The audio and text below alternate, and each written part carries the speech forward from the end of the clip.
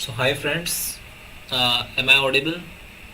सब लोग बता दीजिए मैं ऑडिबल हूँ। कोई डाउट किसी को बताइए पिछले लेक्चर में। If you have any doubt you can ask me any time. So let's start the session. First question on the screen. If you know the answer please pause the video for 1 minute and try by your own. I'm just telling you how to approach. First question is saying if the error in the measurement of the radius of a sphere, we have a sphere and the error in the radius delta r upon r into 100, this is given as 2%. What you need to calculate, determine the error in the volume of the sphere. So we know that volume of sphere is 4 upon 3 pi r cube. Clear? So delta we upon v क्या होगा, यहाँ से into 100 कर देंगे. What you will get 3. Constant को छोड़ दीजिए, उसको मत छेड़िए, जो आप वेरिएबल है उस पर फोकस करिए. 3 delta r upon r into 100. So ये जो आपको दिया है delta r upon r into 100, इसका वैल्यू क्या है 2%. तो कितना आ गया answer 6%. So option B is correct. कोई डाउट किसी को बताइए? Any doubt? Moving to the next problem. Have a look. In this problem it is saying that the percentage error in the measurement of the mass and the speed are 2% and 3% respectively. How much will be the maximum error in the estimation of the kinetic energy obtained by measuring mass and speed? Clear? तो आपको मास और speed में percentage error दिया हुआ है. आपको किस में पूछा है? काइनेटिक एनर्जी में आपको क्या पूछा है? Percentage error. क्लियर? सो बहुत आसान है, ट्राई करिए. I am just telling you. So kinetic energy is equal to क्या रहता है आपका? Kinetic energy is equal to half M V square. M V square.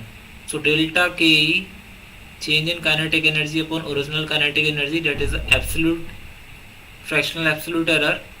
Delta M upon M plus 2 delta we upon V. पूरी की पूरी question में left और right side में क्या करेंगे? मल्टीप्लाई बाय 100, बिकॉज हमको percentage error in kinetic energy निकालना है. समझ आ गया? तो ये क्या होगा? Delta M upon m into 100. अगर आप इसको ओपन करेंगे तो क्या आएगा? Delta M upon m into 100 plus 2 delta we upon v into 100. Clear? तो बताइए delta M upon m into 100 क्या है? Can anybody tell me what is delta M upon m into 100? इसका वैल्यू क्या दिया है आपको क्वेश्चन में? 2%. Clear? Plus 2 delta we upon v into 100 कितना दिया आपको? 3%. So finally you got how much? 8%. So option B is correct. कोई डाउट किसी को बताइए? Please ask if you have any doubt so that we can proceed on the next problem. बताइए कोई doubt? Okay. We can move to the next problem. That is, this is our another problem. You can try. आप try करिए खुद से एक बार. A physical quantity A is related to the 4 observable quantities A, B, C and D as follows. तो यहाँ आपको क्या दिया है? A is equal to a square b. आपको दिया है ए square B cube c root d. यानी जो आपको A दिया हुआ है एक फिजिकल क्वांटिटी है जो डिपेंड करती है A B C D parameter पे. सो ये आपको एक्सप्रेशन दिया है ए square B cube divide by C root D. तो डी की पावर हाफ. तो देखो मैं यहाँ पर आपको सिंपल बता देता हूँ, इसको ओपन करके आप खुद ही सॉल्व करना है. Delta a upon a which is equal to 2 delta a upon a plus 3 delta b upon b plus delta c upon c plus half delta d upon d. अब देखो, we need to calculate the percentage error in the quantity a, so we will multiply left hand side also 100 with by 100 and right hand side equation को भी आप क्या करेंगे, you will multiply with 100। Clear? So finally आपको percentage error in ए दिया हुआ है, percentage error in B दिया हुआ है, सी दिया हुआ है, डी दिया हुआ है। You will finally get the percentage error in A. So आप एक बार खुद से ट्राई करिए, कोई डाउट होगा हम लोग बताएंगे, बैठेंगे एक बार। Any time you can ask me, I am always ready to help you people, please ask me any time. So कोई डाउट किसी को बताइए, यहाँ तक किसी को डाउट अभी तक जो कुछ समझाया मैंने। इसके बाद कुछ इजी क्वेश्चन देखते हैं, बहुत आसान है। कैन एनीबडी टेल मी, बच्चों बताइए, what is the unit of current? Current आप पढ़ते हैं ना, what is current? Current is the rate of flow of charge, कि किसी कंडक्टर में किस रेट से आपका चार्ज फ्लो हो रहा है, that is known as current. How much charge is flown in per unit time? So unit of current is, what is current? I is equal to Q upon T, that is coulomb per second. Coulomb per second इसकी unit क्या है कि coulomb per second होता है ampere. So the answer is ampere. Clear? कोई doubt अभी तक किसी को? डाउट यहाँ तक जो कुछ पढ़ाया आप लोगों को बताइए। Okay, moving to the next problem. Just see, this is our next problem. A 60 watt bulb, light bulb carries a current of 0.5 ampere. एक 60 वाट का बल्ब है आपका, मैं यहाँ ड्रॉ कर रहा हूँ, this is 60 watt bulb having current 0.5 ampere. इसमें कितना करंट पास हो रहा है आपका? 0.5 ampere. Now you need to calculate the total charge passing through it in 1 hour. तो बच्चों देखिए, यहाँ आपको क्या दिया हुआ है, टोटल चार्ज पूछा है, तो हम जानते हैं Q इज इक्वल टू होता है current into time, we know this. तो Q इज इक्वल टू आपको I का वैल्यू कितना दिया हुआ है, 0.5 एम्पियर, मल्टीप्लाई टाइम, टाइम कितना होगा 1 hour, 3600 second, you will get how much, 1800 coulomb. Clear? So finally you got the answer, how much? 1800 coulomb. Is it clear to everyone? कोई doubt बताइए। क्वेश्चन पूछ रही है ma'am, sir work done and kinetic energy are same in every frame of reference. Yes, it is basically kinetic energy and work done is half mv square. Okay. Since velocity it is depend on kinetic energy क्या है basically, और work both are scalar quantities। चाहे आप मास पर depend कर रहा है, हर एक फ्रेम में नहीं होगा देखिए सेम, क्योंकि हर एक फ्रेम में आपका वेलोसिटी अलग होगा। क्लियर? मान लीजिए आप स्पेस में, वहाँ वेलोसिटी अलग है, आप मूविंग ट्रेन में हैं, आपका वेलोसिटी किसी के अदर के रेस्पेक्ट में अलग होगा। ठीक है? सो जो आपका काइनेटिक एनर्जी और फ्रेम ऑफ रेफरेंस पर डिपेंड करता है, यानी कि आपका v चेंज होगा तो आपका काइनेटिक एनर्जी भी चेंज होगा। Clear? Okay, moving to the next question. I hope is this clear. Bulb वाला क्वेश्चन आप लोगों को क्लियर है कि 60 वॉट का बल्ब था जिसमें आपने 0.5 एम्पियर करंट पास करा, तो how much charge is flowing through it in 1 hour, 1800 coulomb. So I think आपका डाउट जो था वो क्लियर हो चुका है। कि क्या डाउट था आपका, कि is it depend on the frame of reference और not? So it is depending. Okay, moving to the next problem. अगला क्वेश्चन क्या है, देखिए बहुत आसान क्वेश्चन है। A wire with a length of 150 meter and radius of 0.15 mm carries, यानी कि हमारे पास एक वायर है, this is the wire, just a minute, ये आपका वायर है, ये वायर है, this wire is carrying certain current, इसमें करंट पास हो रहा है, and you need to find what, इस वायर में, इस वायर में कुछ ना कुछ क्रॉस सेक्शन एरिया होगा, ये क्या है इसका cross section area. So current is passing through this wire and you know the cross section area. Can anybody tell me what is the current density formula? Current density is equal to current per unit area. आपको I निकालना है, J into ए, J का value दिया है 2.8 multiply 10⁻⁷ ampere per metre square. Area कितना होगा? Cross section area current के perpendicular होता है. वायर का शेप कैसा होता है? सिलेंड्रिकल.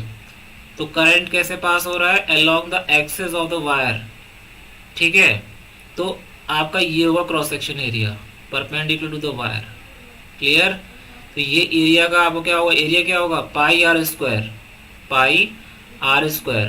तो आपको आर पता ही है. What is R? You know very well. 0.15 mm दिया हुआ है, इसको आप चेंज कर लेंगे. 1 mm में क्या होता है? 10⁻³ मीटर. तो आर का वैल्यू निकल गया. So after applying these two, R का वैल्यू आप अप्लाई कर देंगे यहाँ पर, you will get the current. So इसको आप खुद से ट्राई करिए एक बार. I will tell you later. Okay okay, moving to the next problem. I hope everything is being clear till now. बहुत आसान प्रॉब्लम है, इसको ट्राई करिए. क्वेश्चन क्या कह रहा है आपसे? A current of 0.5 ampere exist in a 60 ohm lamp. मतलब हमारे पास एक 60 ओम का एक लैम्प है जिसमें 0.5 एम्पियर करंट पास हो रहा है. You need to find how much potential difference is applied. तो बच्चों, ये जो करंट है अपने आप तो पास होगा नहीं. ये मान लीजिए हमारा एक बल्ब है जिसका 60 ओम रेजिस्टेंस है और ये किसी बैटरी से कनेक्ट है. मान लीजिए some battery is connected across it, positive negative terminal. तो इसके जो बल्ब के एंड पर कुछ ना कुछ पोटेंशियल डिफरेंस क्रिएट हो रहा होगा जिसकी वजह से इसमें क्या एक करंट पास हो रहा है, दैट इज 0.5 एम्पियर. इस बल्ब का रेजिस्टेंस पता है आपको, तो आप पोटेंशियल डिफरेंस निकाल सकते हैं. क्या होगा? Delta V is equal to potential difference is equal to current into R. Clear बच्चों? सो पोटेंशियल डिफरेंस क्या होगा? What will be the value of potential difference? Current दी हुआ है 0.5 एम्पियर, रेजिस्टेंस की वैल्यू दी हुई है आपको 60 ओम. तो यहाँ से डेसिमल हट गया आपका. कितना आएगा delta V? 30 volt. 30 volt. I hope this also clear. तो राइट आंसर क्या आएगा बताओ? 30 वोल्ट. ये लास्ट क्वेश्चन है आप लोगों का अब तक का. इस क्वेश्चन को पढ़िए, खुद से ट्राई करिए एक बार. इस try by your own. Question कह रहा है screw gauge gives the following readings when used to measure the diameter of a wire. तो मेन स्केल रीडिंग दिया है आपको 0 mm, सर्कुलर स्केल रीडिंग दिया हुआ है 52 mm. It is given in the problem 1 mm on the main scale corresponds to 100 division on the circular scale. तो देखो बच्चों, इसमें कहा गया है कि 1 mm मेन स्केल पे किसके बराबर है? 100 division on the circular scale. Means if you rotate, अगर रैचेट को अगर आप 1 कंप्लीट रोटेशन मूव कराएंगे तो कितना मूव करेगा? मेन स्केल के 1 डिवीजन के बराबर. That is known as pitch. कि distance covered by the what, जो आपका सर्कुलर स्केल उसमें कितना डिस्टेंस कवर करा है मेन स्केल पे in 1 complete rotation, that is known as pitch. तो यहाँ से अगर आपको रीडिंग निकालना है तो फॉर्मूला क्या होगा? बेसिकली आपको पहला क्या निकालना पड़ेगा? Least count. तो लीस्ट काउंट क्या होगा? यहाँ पर देखिए LC, pitch upon total number of division. Pitch क्या है बेसिकली? यहाँ पर पिच क्या है बेसिकली? 1 mm. तो 1 mm divide by total number of division और सर्कुलर स्केल कितना है? 100. यहाँ से कितना आ गया? 10⁻³ mm. -3 आएगा? क्या आएगा बताओ? मैंने गलत लिखा था, आपको चेक कर रहा था. 10⁻² mm. सो टोटल रीडिंग क्या होगा? Total reading that is the diameter. क्या होगा आपका? Main scale reading plus least count multiply what? ये लीस्ट काउंट किसका है? किसका है? स्क्रू गॉज का. मल्टीप्लाई द कौन सा रीडिंग इस पे कोइंसाइड कर रहा है? सर्कुलर स्केल रीडिंग कितना दिया आपको? 52 mm. Clear? CSI circular scale reading यानी 52 mm जो है वो कोइंसाइड कर रहा है आपको. मेन स्केल रीडिंग कितना दिया है? 0 mm. प्लस लीस्ट काउंट कितना हो गया 10⁻² mm मल्टीप्लाई CSR कितना दिया है 52 mm। क्लियर? तो यहाँ से आपको सीधे आप निकाल सकते हैं कितना आएगा total reading. Is it clear to everyone? कोई डाउट बताइए यहाँ तक? बहुत आसान था। क्लियर? ये याद रखना कि ये 1 mm/100 डिवीजन, ये याद रखना ये मैंने लीस्ट काउंट पहले आपको निकालना पड़ेगा, उसके बाद ही आप इसको सॉल्व कर सकते हैं। मैंने यहाँ पर इसको mm में रहने दिया है, आपकी मर्जी, आप इसको किसी में कन्वर्ट कर सकते हैं, लेकिन आपको ये सर्कुलर स्केल रीडिंग mm में दिया हुआ था इसलिए मैंने कन्वर्ट नहीं करा। क्लियर? समझ आ गया आप लोगों को? कोई doubt? Okay, so if you have any query, देखिए मेरा एक कॉन्टैक्ट नंबर है, any question, if you have any question please do comment and please contact on this number. ये नंबर आप लोगों के लिए, ताकि आपको कोई दिक्कत हो in future, please contact me and please share and like this video. अगर आपको पसंद आता है please share, because I am giving my precious time to you people only. whatever time I am having, I am giving to you so that you people can grow and advance in your career।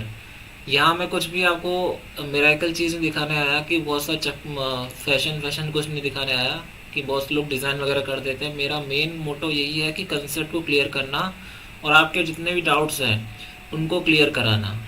So once again thank you so much, thanks everyone for being here, thanks a lot.